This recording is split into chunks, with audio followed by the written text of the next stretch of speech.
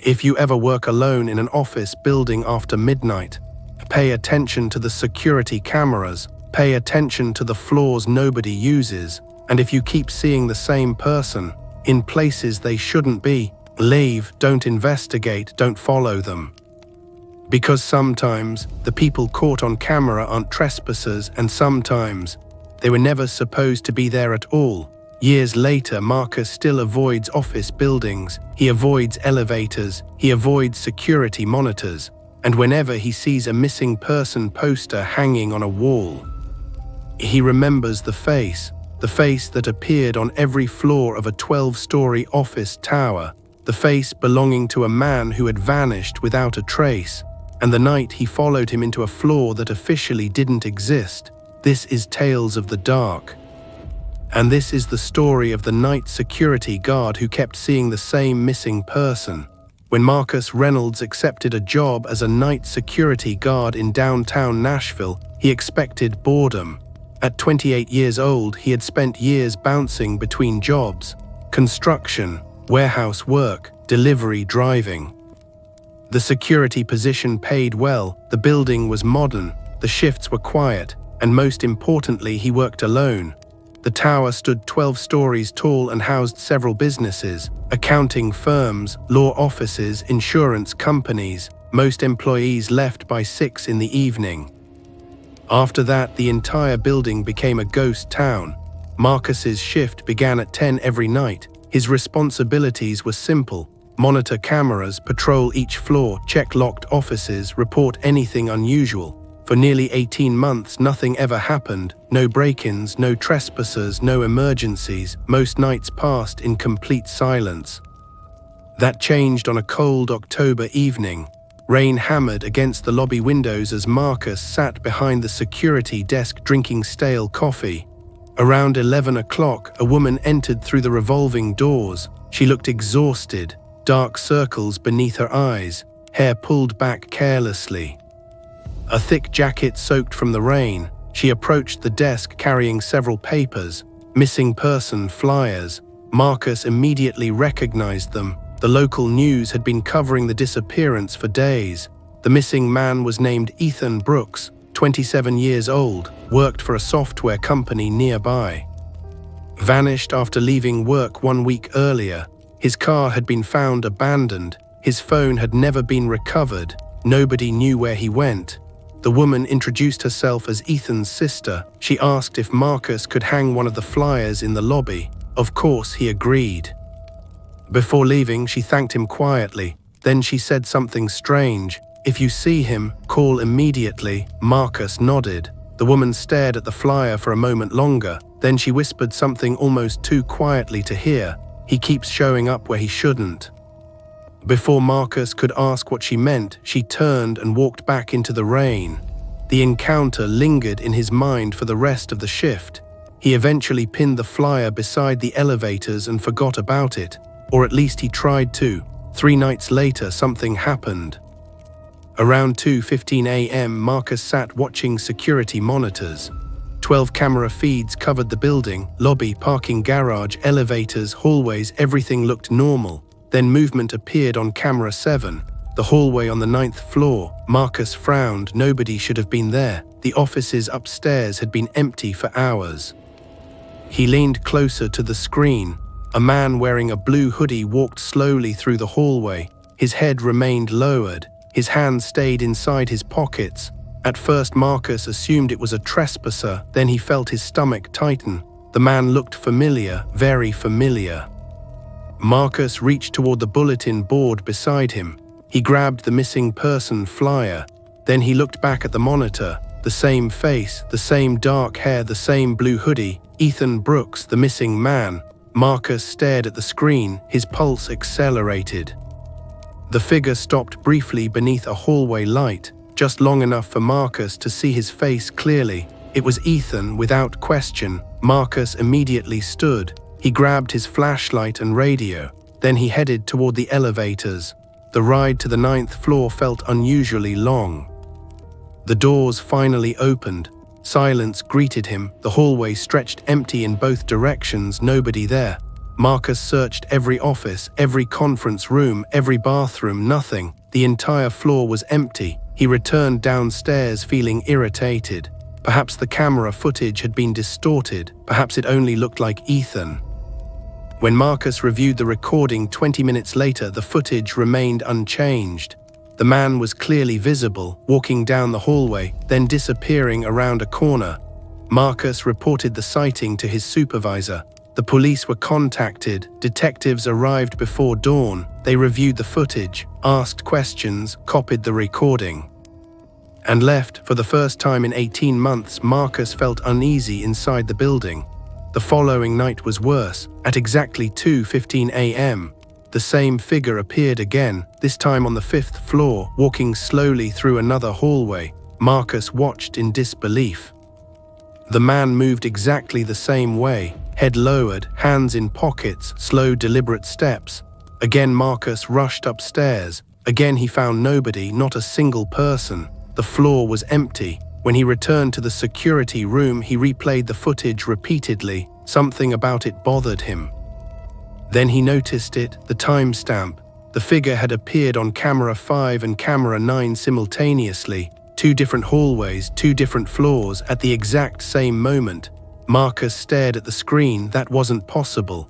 One person couldn't occupy 2 floors at once, yet there it was. 2 identical figures, walking through separate hallways. At exactly 2:15 a.m., he reported the discovery immediately. The detective assigned to Ethan's case reviewed everything. His expression became increasingly concerned. By the end of the meeting, he looked visibly disturbed. "What floor did you say this started on?" "9th." The detective rubbed his face, then he asked another question.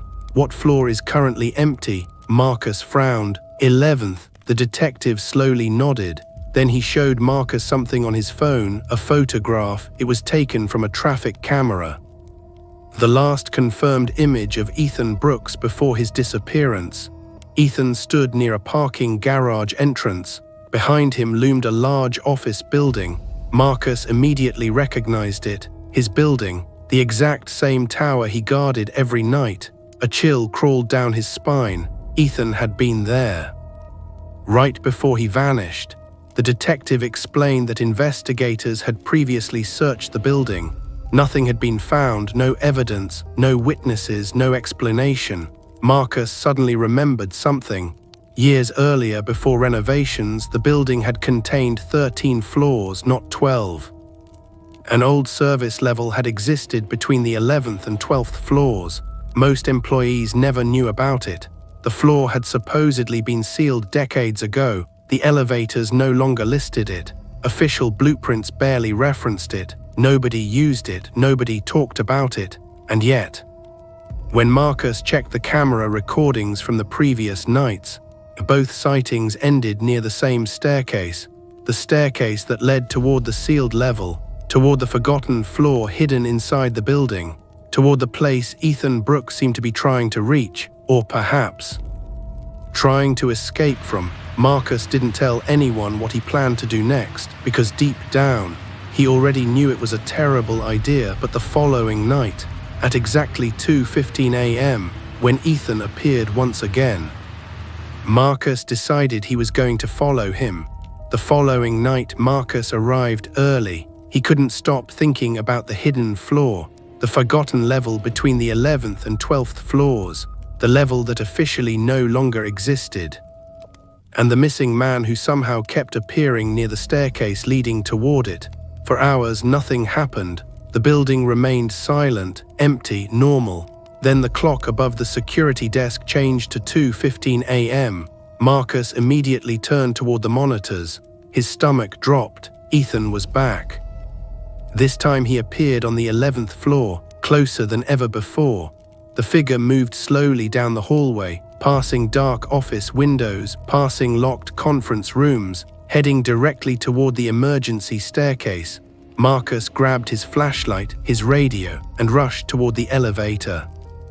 The doors opened onto the 11th floor. The hallway stood empty. No Ethan, no movement, no sound, only silence. Marcus started walking toward the staircase. Every step seemed louder than it should have been. The emergency door waited at the end of the corridor. He pushed it open. The metal hinges groaned. Inside, the stairwell was dark. Cold air drifted upward from somewhere below. Marcus aimed his flashlight downward. The concrete stairs spiraled into darkness. Then he noticed something strange. Between floors 11 and 12, there was another landing. A landing that wasn't marked on any directory. A landing with a rusted metal door. The hidden floor. Marcus descended slowly. The air grew colder. The building noises disappeared completely. Even the distant hum of ventilation seemed gone. When he reached the landing, he found the door slightly open. A narrow gap revealed darkness beyond. Marcus hesitated. Every instinct told him to leave, to call the police, to wait for backup. Instead, he pushed the door wider. The forgotten floor stretched beyond it. A long corridor vanished into darkness. Old fluorescent lights hung from the ceiling. Most were broken. The wallpaper peeled from the walls. Dust covered everything. It looked abandoned for decades, yet footprints covered the floor, fresh footprints, hundreds of them. Marcus slowly stepped inside. His flashlight beam swept across the hallway. Old office doors lined both sides. Many hung partially open. Others appeared nailed shut. At the far end of the corridor, something moved. A figure. Marcus froze. The blue hoodie. Ethan standing motionless beneath a flickering light. For the first time, Marcus wasn't looking at a camera feed. The missing man stood only 50 feet away. Ethan, Marcus called. The figure didn't answer. Didn't move. Marcus took several cautious steps forward. The hallway suddenly echoed with a distant metallic sound, a door slamming somewhere deeper inside the floor. Ethan slowly turned his head, not toward Marcus, toward the sound. Then he began walking. Marcus followed. The figure moved deeper into the abandoned level. Past empty rooms, past collapsed ceilings, past offices filled with decades-old furniture. Then Ethan disappeared around a corner. Marcus hurried after him when he reached the corner. The hallway beyond was empty. Ethan was gone again. Marcus turned in circles. The corridor stretched in both directions. No doors opening, no footsteps, nothing. Then his flashlight illuminated something mounted on the wall, a security photograph, old, yellowed with age. Marcus stepped closer. The picture showed a group of office workers standing in front of the building during its original construction. At first glance, nothing seemed unusual. Then he noticed one face. Ethan, the same face, the same man, standing among employees in a photograph dated 1987. Marcus felt his blood run cold. That wasn't possible. Ethan Brooks was 27 years old. The photograph was older than he was, much older. His hands trembled as he examined it closer. Every detail matched, the face, the hair, even the blue eyes. It was Ethan. Suddenly another sound echoed through the corridor. Footsteps, heavy footsteps, not one person, several. Marcus quickly turned. His flashlight revealed movement at the far end of the hallway. Figures standing motionless in the darkness, watching him. 1, 2, 5, 10 more emerging from shadow. Every one of them looked different. Different ages, different clothing, different faces, but all shared one thing. Marcus recognized them.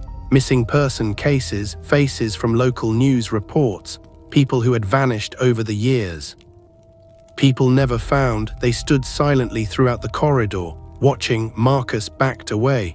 His breathing accelerated. The figures never approached, never spoke. They simply stared. Then Ethan appeared among them, standing at the center. He slowly raised one hand, pointing behind Marcus. Marcus turned.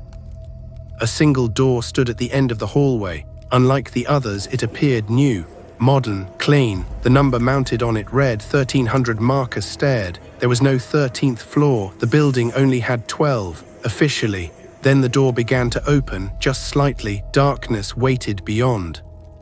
Not ordinary darkness, something deeper, endless. Marcus heard voices whispering from inside, hundreds of voices, overlapping, desperate, terrified, as if countless people were trapped somewhere beyond that doorway. His survival instincts finally took control. Marcus turned and ran. He sprinted through the abandoned floor, past the offices, past the stairwell. Up the concrete steps. He didn't stop until he reached the lobby. The moment he reached the security desk, every monitor suddenly flickered for a single second.